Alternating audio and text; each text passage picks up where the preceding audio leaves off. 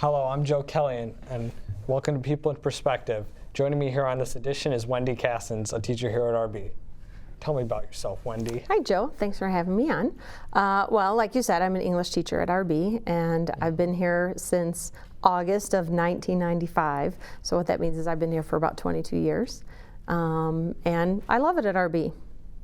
That's great. I like to hear at RB too. Good. You're going to leave, though. I'll still be here after you graduate. Yeah, that's sad. So, tell me, how did you get your job here at RB? Well, I was an English teacher at Evergreen Park High School, and I coached track. And I always knew I wanted to work in the western suburbs. And the department chair at the time, George Miller, and I happened to be timing at a track meet together.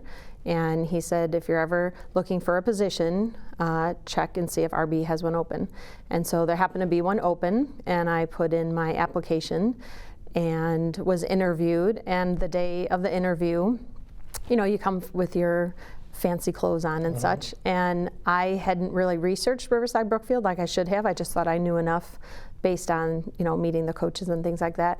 And I inadvertently wore blue and white, the school's colors. And so when I sat down, Mr. Miller said, "Oh, it's a lovely nod to our school colors." And I was like, "Oh yes, I thought so." And even with my little faux pas, I managed to get the job. That's very interesting. I came to RB because I wouldn't want to go to a different school, not you know, like another state away. So was that a choice for you? No, it actually wasn't. But I'm very glad that I came to RB. Good. I'm glad you're at RB. So tell me about like home life. You know, what do you do? What I do when I'm not here? Yes. Well, Mr. Cassens is also a teacher, so there's a lot of teacher talk at our house. And I have two sons, a junior and a freshman at Downers North High School, who do not ask their English teacher mom for help on many assignments. So we have two dogs, and we like to travel, particularly to Disney World and to South Carolina. So I do the traditional mom things, but one of the things that I like to do is this is going to sound very teachery and English teacher dorkdom, but I like to help students with standardized testing if I can. So I tutor some of my son's friends on ACT and SAT and help them with their English work. Do you tutor your actual sons, or? I did help Trevor a little bit with the ACT, but I don't pester them. If they ask for help, then I'll give it to them. Otherwise, I try to lay off. So, any favorite books that you've been reading lately, or? Well, this year in AP Lit, we're reading Invisible Man. Mr. Forberg's classes read it last year, and this year I decided to assign it to mine also. And it's really proven to be a book that has a lot of impact and is timely. It's based on a character who's struggling with his our society and racism, and it's been a book where students have, at first, it's over 500 pages, and so when you first give it to them, they're like, "What? It's April, we cannot read this book," but it's turned out to be a great one. So for school, that's the one that I'm reading. For home, I'm reading The Hate U Give. It's a young adult literature book that's on the top of the New York Times, and it's in a similar topic actually, but it's been an amazing read. I would suggest everybody read it. Would you say American Lit's the hardest class for English? Yeah, I think AP Lit is a very hard class because you go from sophomore year honors or regular and then move into a college level class, and students sometimes struggle with the workload. We read over 10 books. You write, 2 to 3 essays every 2 weeks. So the workload is difficult as well as the rest of junior year. But most students after the first quarter it balances, and we try to remember that. Do you think I'm able to be in AP Lit? You know, one of the beautiful things about Riverside Brookfield High School, and one of the reasons that I've chosen to stay here, is we have open access for AP. So yes, I think you could take AP. It would be a shift in terms of what you would require of yourself sometimes, but I think every student here should experience at least one AP class, because I think students sell themselves short and aren't aware of the talents that they actually have. No. Back to the question earlier yes, about I'm favorite sorry. books. Oh, my favorite, yes. I personally, my favorite book would have to be Hatchet by Gary Paulson. Ah, you know, my son Trevor told me that I should read that book, but I never have. I love that book. Do you think that would be a good fit for English 10? Like, do you think that's something we should have read this year, or did you read it earlier? Like, did they read it at the grammar schools? In 7th grade, but it's maybe for English 9.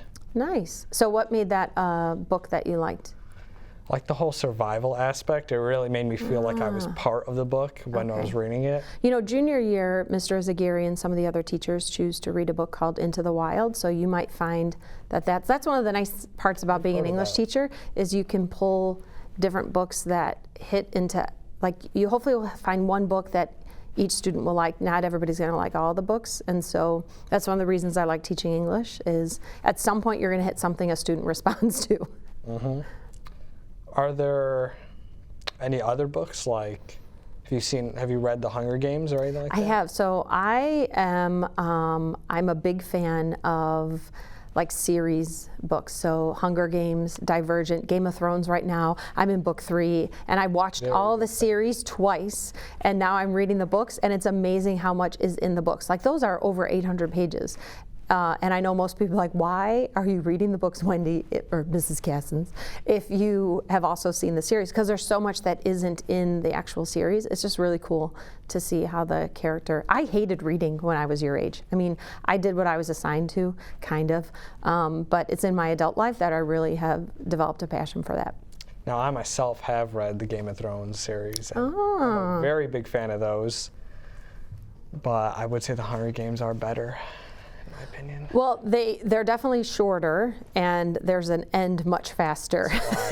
That's exactly why. That's exactly why. Yes. I also like how in the movies you get one way of imagining a character, but then when you read the book, you have your own way.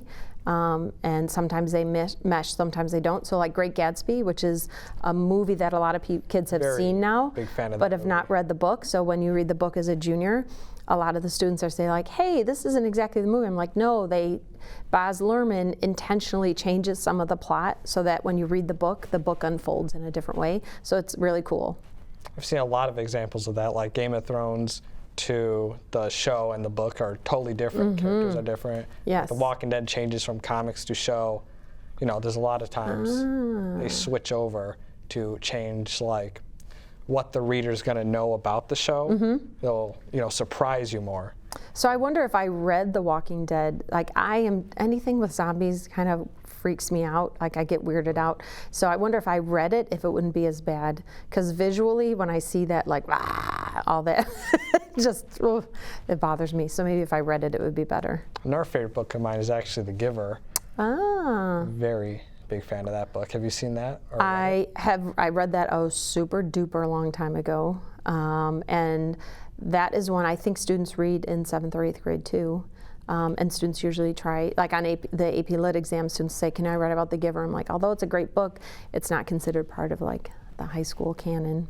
Have you seen the movie too? Or I have not seen the movie. The movie was also pretty good. Another book that, there's a book that I read called Tree Grows in Brooklyn, about this young girl, Francie Nolan, and that's one that I've always thought about trying to pull back into the curriculum. But there are so many books to read, but English is not just a reading class, like it's a skill class, so we have to make sure we do other things. So like Glass Castle, we read that, but did some other work with that. That's the hardest part, is I have so much that I want to do, and usually the students are like, we've done enough.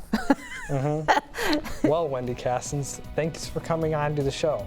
It's been a pleasure having you. It was nice to be here, Joe. Thank you. And you have watched RBTV's People in Perspective. Thanks for tuning in. See you next time.